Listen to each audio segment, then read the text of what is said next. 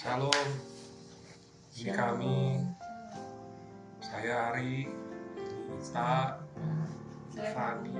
Jadi kami bertiga masih di kamar rawat inap di Rumah Sakit Mandaya. Jadi kami mau membagikan kesaksian kami.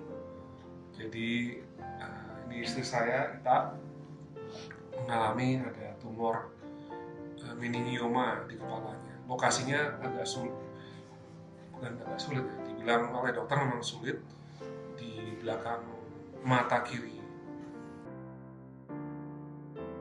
Waktu operasi yang pertama dulu matanya nggak kena, tapi karena terus membesar tumornya dalam waktu setahun, pas diambil jadinya kena. Jadi ini memang operasi yang kedua. Yang pertama itu setelah diambil tumornya membesar. Mungkin karena hanya sedikit yang diambil dan dia tumbuh lagi.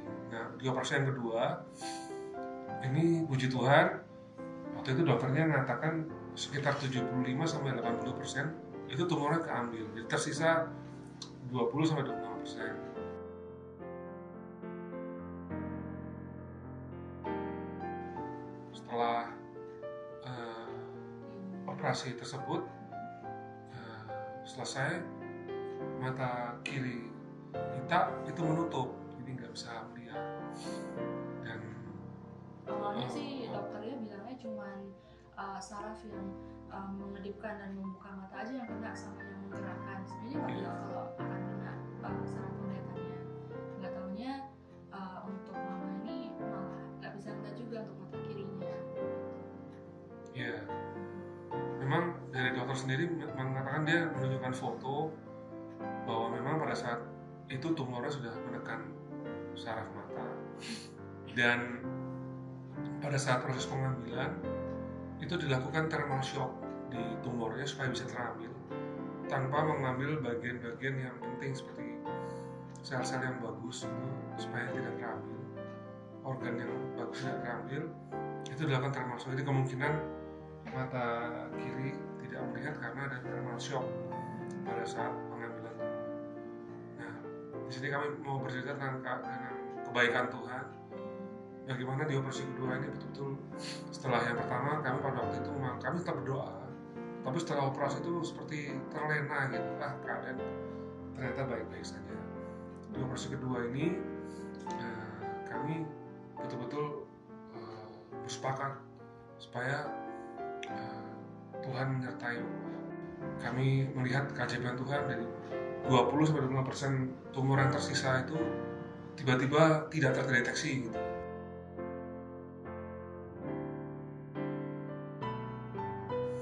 Kemarin di MRI kami sungguh senang karena yang tersisa itu sama sekali tidak terlihat.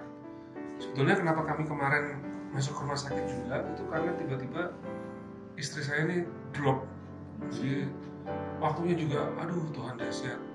Jadi kemarin sempat ini ya yang ngerjain tesis.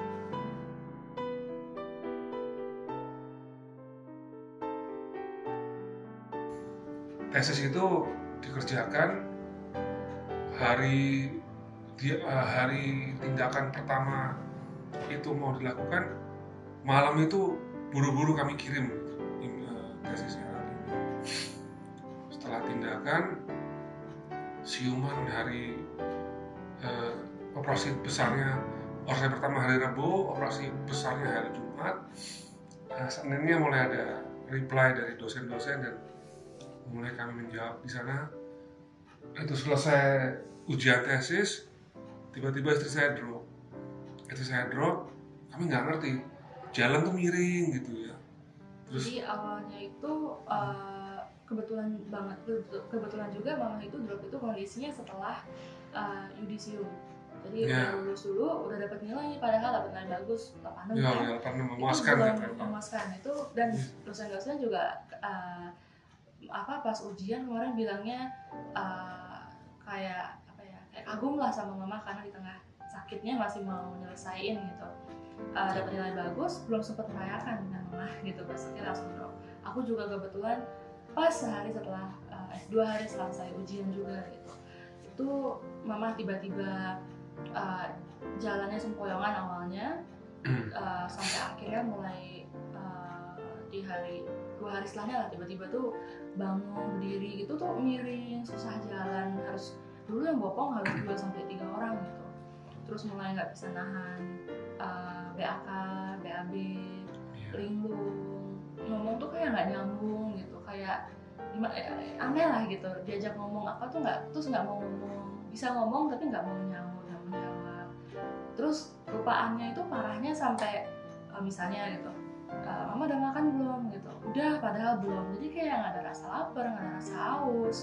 Terus dulu juga disuruh minum obat kan, jadi setelah operasi dulu dikasih obat harus diminum 3 kali sehari. Wah kita udah kasih nih plastiknya gitu, jangan lupa diminum, udah kok gitu, aku udah minum, ternyata enggak. Jadi itu sih tiba-tiba dalam waktu yang singkat, makanya terus papa langsung WA ke dokternya, disaranin ke IGD, ya langsung kami larikan ke IGD waktu itu gitu.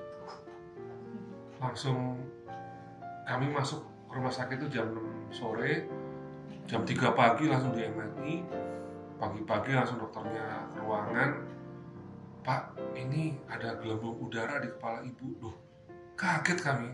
Oh justru dari MRI itulah kita juga baru tahu kalau tumornya udah bersih dari situ. Iya, jadi dokternya tuh datang tuh dengan kabar dulu bahwa ada gelembung udara gitu, yang kita kaget. Dan gelembung udara itu begitu besar, menekan bagian depan otak yang isinya daya ingat, logika, memori gitu.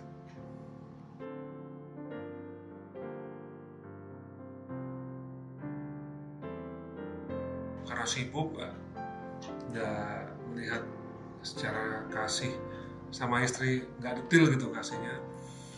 Jadi sekarang saya bisa melihat secara detail kasihnya. Jadi nyuruh olahraga tanpa tahu bahwa ternyata tumornya membesar gitu. Jadi nggak akan juga orang bisa kuat untuk olahraga dengan tumor yang membesar. Sebelum operasi juga apa sih? Iya, jadi karena turun kita dioperasi, saya punya sepenuh waktu untuk jaga dan merawat. Satu lagi yang kami juga yakin, mukjizat pertama, tumornya tidak terdeteksi, udah nggak kelihatan. Kami butuh 2 mukjizat lagi, jadi istilahnya mukjizat berseri gitu ya. Satu lagi nanti mukjizat yang akan muncul adalah mata melihat sempurna, dan kami sangat percaya. Ya, saya pernah doa dikasih seperti 2 tahun lagi gitu, yang butuh waktu untuk membukakan matanya. Kata Ita, lama amat. Saya juga sebetulnya khawatir kalau 2 tahun lama amat Tuhan, karena mata ini kan merem ya. Kalau mata biasa merem, apa nggak lama-lama gimana? Tapi puji Tuhan, coba ya kalau dibuka ya matanya, itu betul-betul masih bening, masih bulat gitu, walaupun gerakannya masih belum sempurna, tapi sangat bagus gitu. Nah, satu lagi yang saya tanyakan ke dokter tuh, otak kan cuma segini ya, seperti bakpao katanya. Terus diisi tumor yang besarnya itu 5 kali 4 cm.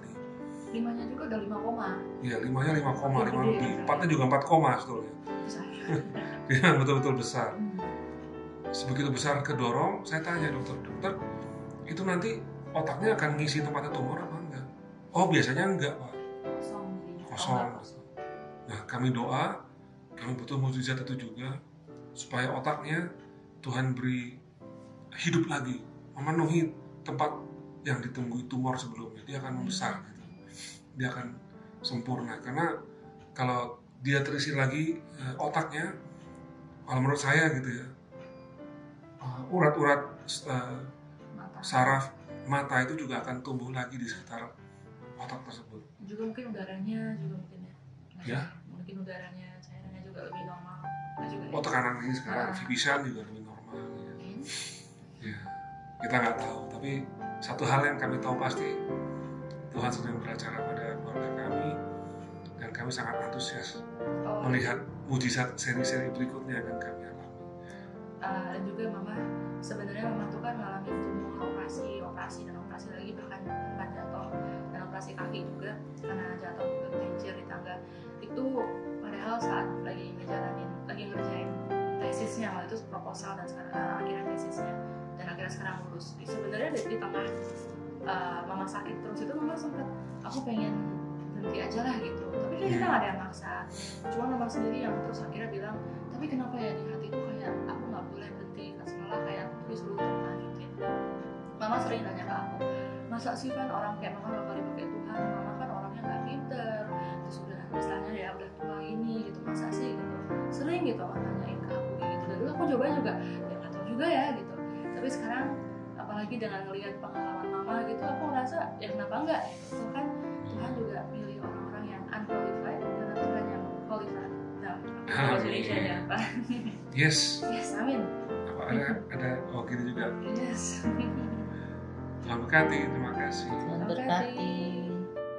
Dia sendiri telah memikul dosa kita di dalam tubuhnya di kayu salib, supaya kita yang telah mati terhadap dosa hidup untuk kebenaran. Oleh bilur-bilurnya kamu telah sembuh. Dia tidak akan meninggalkan kita, dia akan selalu memimpin kita dan membawa kita ke jalan yang benar. Jadi tugas kita hanya melawan kehidupan dosa itu sendiri, lakukan apa yang Tuhan perintahkan. Apa perintah Tuhan itu sendiri? Perintah Tuhan yaitu supaya kita yang telah mati terhadap dosa hidup untuk kebenaran. Oleh bilur-bilurnya kamu telah sembuh. Sebab dahulu kamu sesat seperti domba, tapi sekarang kamu telah kembali kepada Gembala dan